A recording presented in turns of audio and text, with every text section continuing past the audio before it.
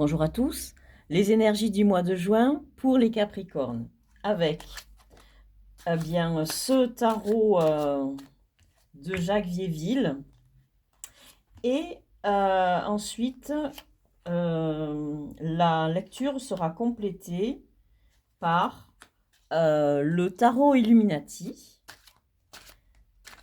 qui, contrairement à ce que son nom indique, n'a rien à voir avec les Illuminati.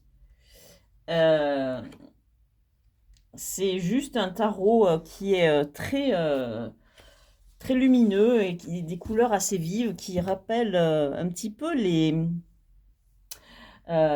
vitraux.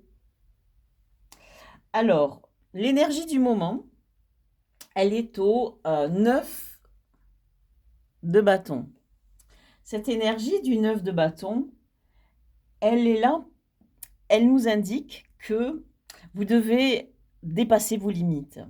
Même si vous êtes dans un état de fatigue parce que justement vous travaillez énormément, cette carte-là, elle est là pour vous dire, bon, vous êtes au bord du burn-out peut-être, vous êtes vraiment fatigué, mais il faut à tout prix que vous donniez un dernier coup de rein, dépasser vos propres limites, parce que le jeu en vaut la chandelle.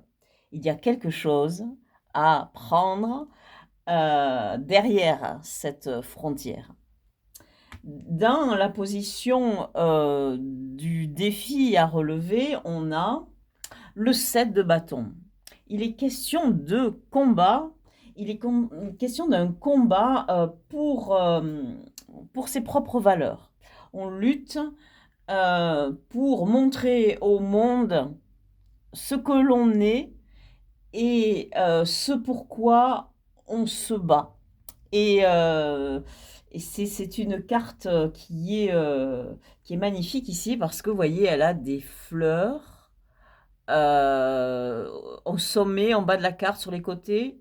Elle est plus riche qu'une carte ordinaire, on dira, de tarot de jeu de Marseille. Dans les énergies qui nous viennent de l'extérieur, décidément, on a énormément de bâtons. On a un 8 de bâtons. Alors, ce 8 de bâtons, il nous parle d'une énergie qui fuse. Une énergie, quelque chose qui pourrait être comparé à, disons, une forme d'énergie qui est tellement rapide qu'elle n'a pas de conduit vraiment matériel. C'est, par exemple, les signes que vous envoie le monde de l'invisible pour vous guider, par exemple. Les énergies qui viennent de votre fort intérieur et sur lesquelles vous devez vous reposer, ce sont les énergies du pendu. Alors, les énergies du pendu, elles sont intéressantes parce que elles nous parlent de quelque chose qui vous empêche d'avancer et d'agir et qui nous indique que cette pause imposée, on dira, vous devez la saisir pour réfléchir et essayer de voir et d'observer votre situation un peu, prendre du recul par rapport aux choses, essayer de voir tout un peu différemment. Au cœur du jeu, on a un 3 de coupe. Ce 3 de coupe nous parle de création, de quelque chose qui naît au niveau de vos émotions. Il y a quelque chose qui est en gestation. C'est aussi une carte de célébration, une carte qui va bien avec ce pendu. C'est-à-dire qu'on vous parle d'un moment où vous ne pouvez pas agir, alors que vous devez quand même faire un effort et avancer. Et cette carte-là du 3 de coupe, elle est là pour temporiser, vous dire, ok, vous pouvez peut-être pas agir pour l'instant, vous devez un peu repenser les choses. Profitez-en pour faire un petit break peut-être, pour passer un bon moment avec vos amis ou en famille. Dans votre vie sentimentale, on a l'impératrice.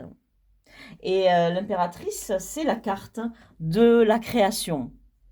Donc on a quelque chose qui est en train d'émerger, de naître. Ben justement, avec ce 3 de coupe. Et donc on a quelque chose qui est en train de se créer peut-être dans votre vie affective et sentimentale. On a quelque chose là qui est harmonieux. C'est la carte de la beauté hein, aussi, l'impératrice. Donc une carte très positive. Dans tout ce qui va toucher à vos revenus, ça peut être votre travail ou autre, on a un 7 de denier. Ce 7 de denier nous indique que, eh bien, justement, peut-être puisque vous êtes un petit peu empêché d'agir en ce moment, eh bien, il est temps de faire un espèce de bilan, donc, c'est toujours pareil, hein, cette idée de la carte du pendu, et pour reculer, en fait, pour évaluer un petit peu ce que vous avez fait, ce que vous avez réalisé, et peut-être qu'il est temps, pour avancer, de récolter les fruits déjà de ce que vous avez semé en fait dans la matière. Dans votre vie intérieure, vous avez la papesse. Et cette papesse, c'est une carte qui nous parle de se relier à ses intuitions, à son monde intérieur, tout ce qui touche un peu à la psychologie, etc. Pour moi, c'est une carte qui est assez très proche de la lune, en fait. Il y a cette idée de choses, de savoir cacher, etc. Dans cette papesse.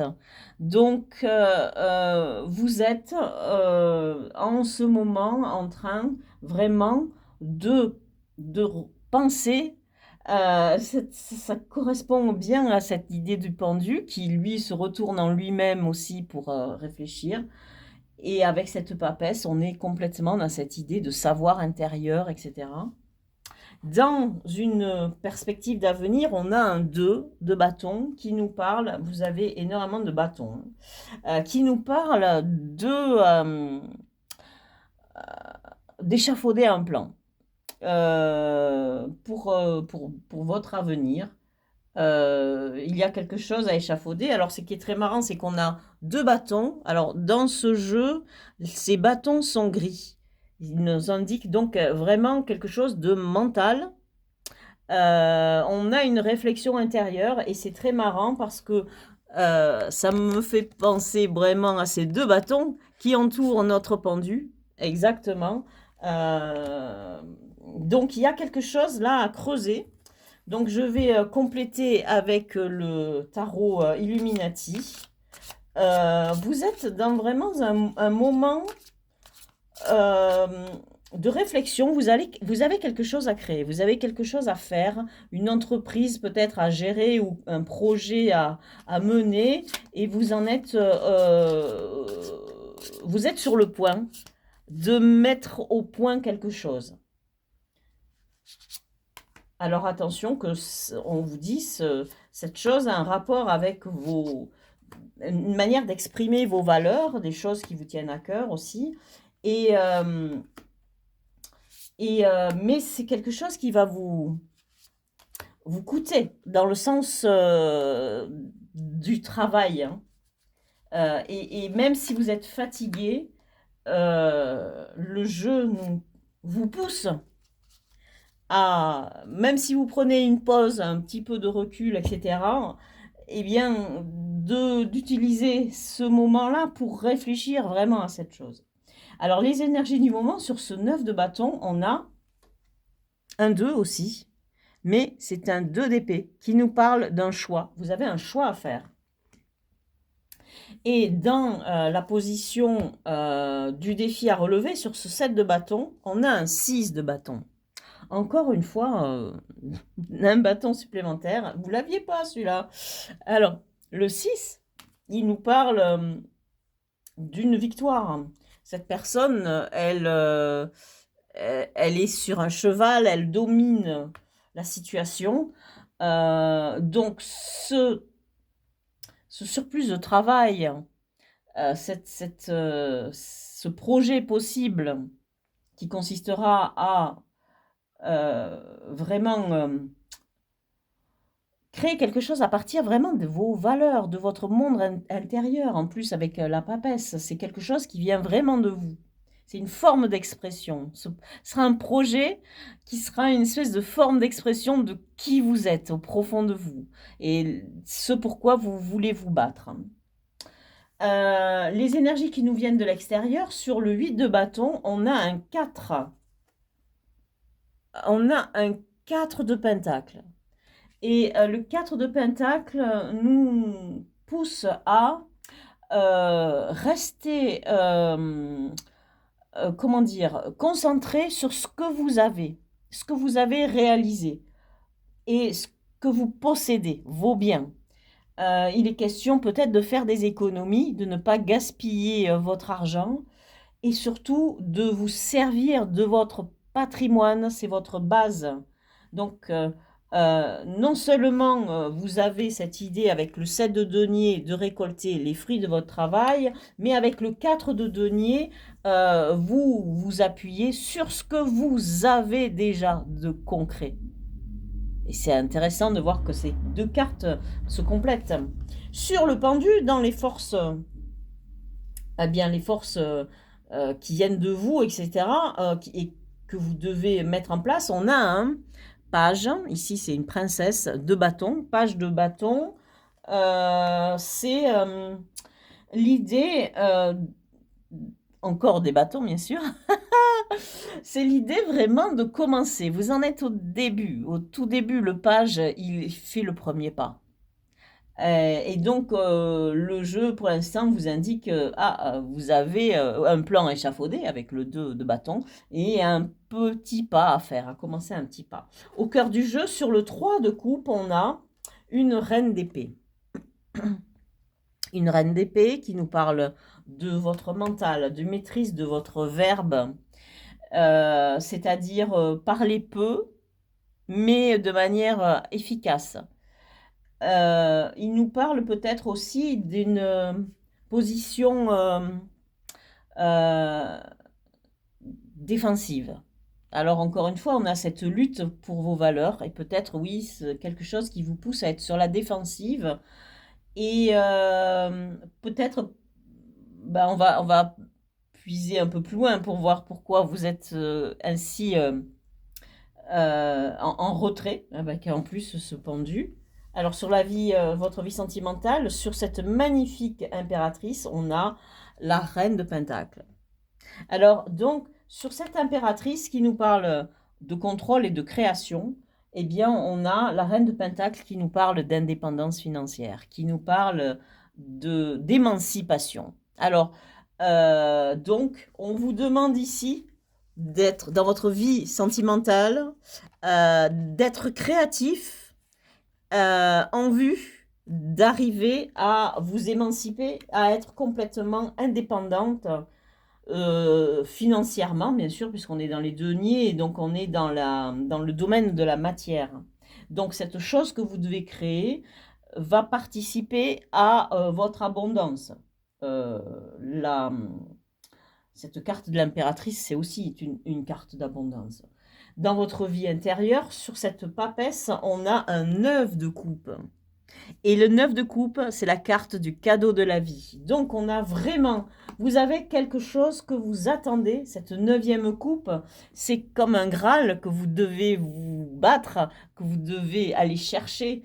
Donc, il y a vraiment, tout le jeu vous projette vers quelque chose qui n'est pas encore là, mais que que vous allez commencer à mettre en place. Mais vous en êtes encore au point où vous devez échafauder ce plan et peut-être des choix à faire. Eh bien, je vous parlais de la papesse qui était liée à la Lune. Eh bien, la Lune, elle est sortie. Elle est sortie pour nous parler de votre monde de l'intuition. Alors, votre plan à échafauder, il se passe peut-être avec cette papesse, on le voit en plus, dans votre monde intérieur. Il y a quelque chose que vous devez faire émerger du fond de vous-même, du plus très fond de vous-même. C'est ça en fait, quand on parle de vos valeurs, se battre pour vos valeurs, c'est quelque chose qui vient du fond de vous. Donc voilà pour ces énergies du mois de juin pour les Capricornes. Je vous remercie d'avoir écouté ma vidéo et je vous dis à bientôt.